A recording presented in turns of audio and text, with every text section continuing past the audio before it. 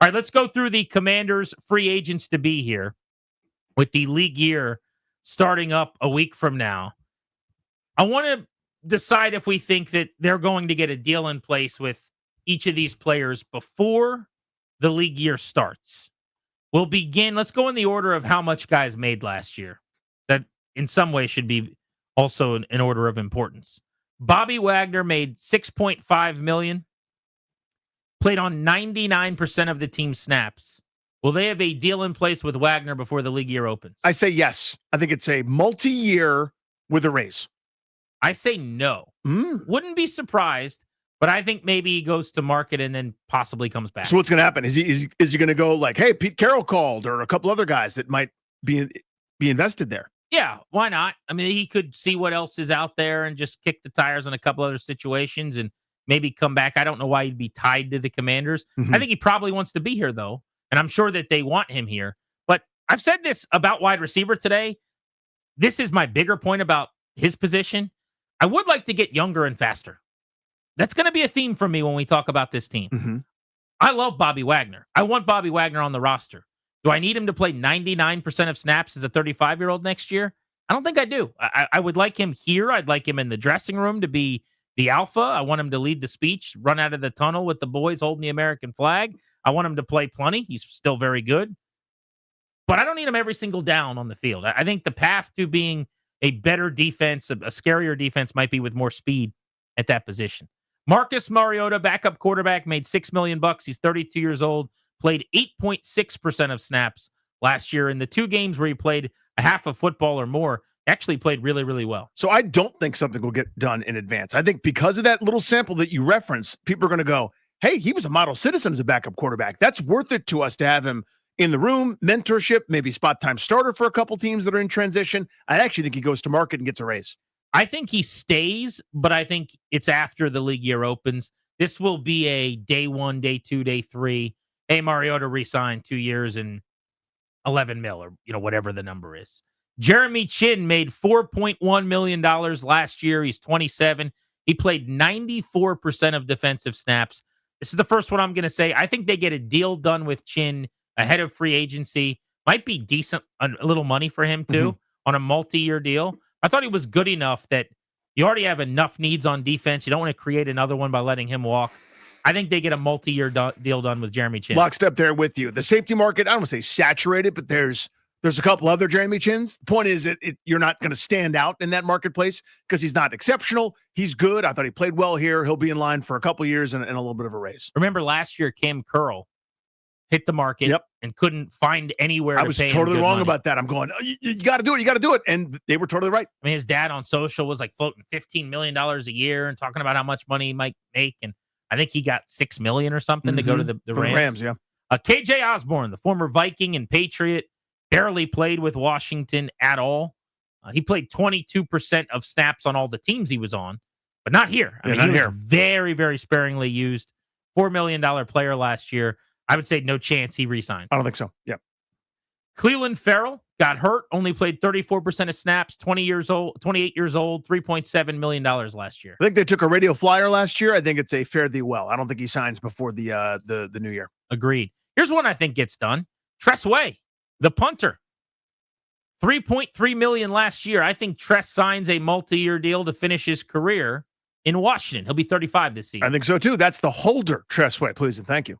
Dante Fowler Jr., 10.5 sacks last season, despite only getting $1.4 million guaranteed and $3.2 million overall in his 1-year deal. He's now 31, but he played about half of the snaps, 52% of snaps. That tells you about his ability or lack thereof against the run, and the fact that he's kind of situationally used just as an edge. He also only had 2 sacks in the final 10 games he played in. When you count the 3 playoff games, that all complicates things. I don't think they have a deal in place by the time the league year starts. I don't think so either. And this is one where you and I differ. I think he's going to go to the open market and get more than we think. I think someone's going to be so desperate for pass rush that they'll say, damn it, it's worth it. And he'll get double-digit $1 million. That's my prediction. You think he makes $10 million a year? Wow. Yeah, I'll be surprised by that. Because he's not two-dimensional. I don't know if you could pay a guy with an injury history who's had 2 big sack seasons ever $10 million to be one-dimensional. I wouldn't, but I think somebody's going to be desperate. Michael Davis, man, did he struggle when he played last season. 12% of snaps, made $3.2 million. I would say he's going to hit the market and be looking for work. Yeah, I'll say if they do that, I'll be very upset. So I imagine him going. What a bargain this was. $3 million last year for Zach Ertz. 66% of snaps. He'll be 35 years old. This one's tough.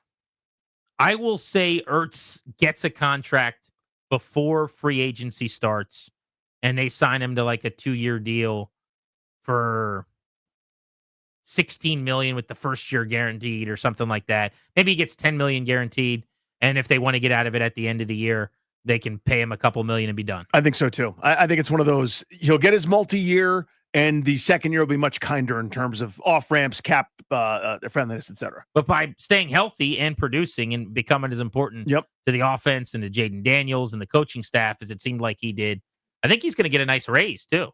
Part of why he only got to $3 million was, I remember you and I having the conversation, he's going to play 6-7 games.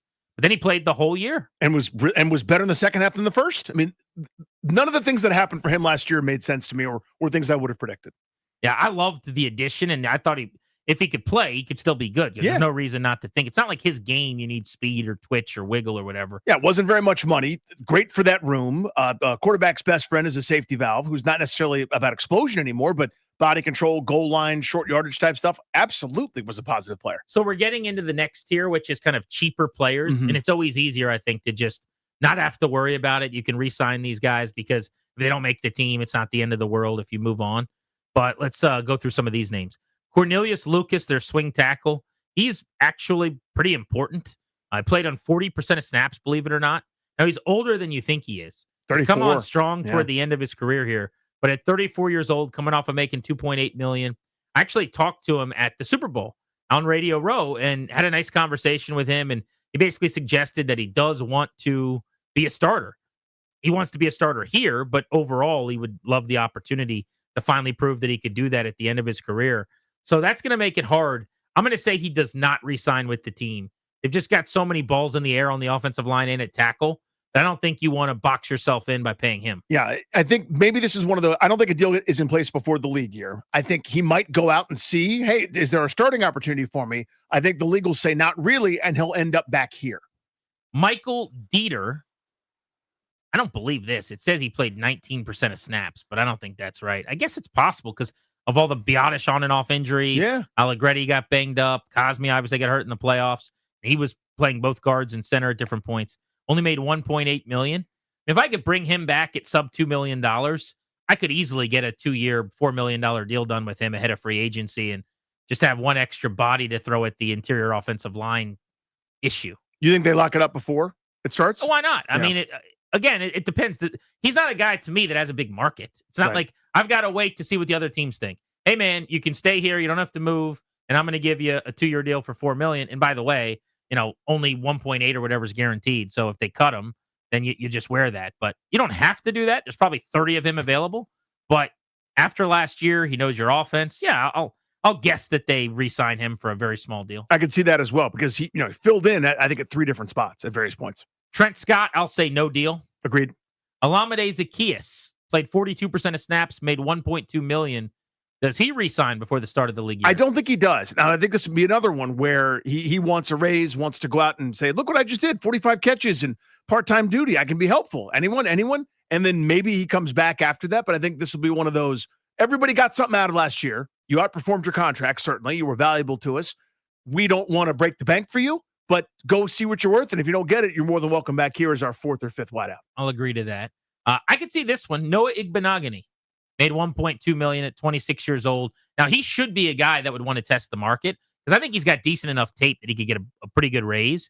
But with their corner problems, where Benjamin St-Juste is going to hit the market, Lattimore is a big question mark to me. I know they don't seem to publicly feel that way, but I think they should based on his injuries recently and how he played. That's a guy I'd want to bring back. I would get a deal done with him ahead of free agency. It's not going to cost you a lot. You just need some quantity. Forget the quality for a moment. You need some bodies in the secondary. He did well enough to be one of them. He's still only 25, by the way. 2 years younger than St-Juste. I think of him as a veteran, a guy that's been around.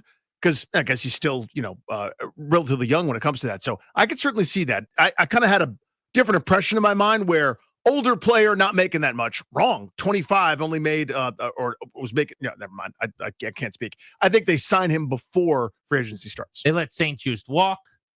They let Crowder walk. Issues there? No, agreed. De'Ami Brown, I think, hits the market after his big postseason and tries to shop a little bit. I do too. I don't think he comes back. I think somebody's going to say, we saw enough potential that we're going to overpay you for the production you're going to bring. Sheldon Day, I'll say they re-sign, knowing that Allen is likely out. You guys missed the report earlier this hour. According to Michael Silver, he's saying Jonathan Allen will be released if he's not traded by the Commanders. Silver reports for The Athletic. I'll say, based on that, they re-up with Sheldon Day on the cheap as their third defensive tackle. Lock in there, yep. Any other names that are interesting? Noah Brown? Oh, I'm going to say Noah Brown. They try to bring back, but I don't think he'll sign before free agency. Coming off of a serious injury, I'll say that nothing happens there. Jeff Driscoll, they let walk. Jalen Holmes probably let walk. Jeremy McNichols, I think you let walk. I think he's going to walk, yeah. Replacement level type guy. The kickers, both of them, Zane Gonzalez and Austin Seibert, I think they both hit free agency. I do too. I think you got to try to do better. By the way, Brandon McManus. I was going to bring it up. 3-year deal at $5 million per for the Packers. They liked what they saw. Basically the deal I think Washington signed him to last year, but a little more money because he did a nice job. Other free agents include Kaz Allen, Chris Rodriguez, Derek Forrest, John Bates, and Jeff Driscoll, the backup quarterback. What about Bates, by the way? Bates, they'll get a deal done with. I agree with that. Do you think they let Rodriguez walk? Yeah, I'll say they will. Him and Robinson are a little bit redundant. Unless you're moving on from B-Rob, which I don't think they are, then in my plan, you're going and getting a speed back who's your RB1, and Robinson's your change of pace. That makes it, now you've added a running back. Chris Rodriguez was already your 4. Yep. I don't know if you need him and Robinson in that conversation.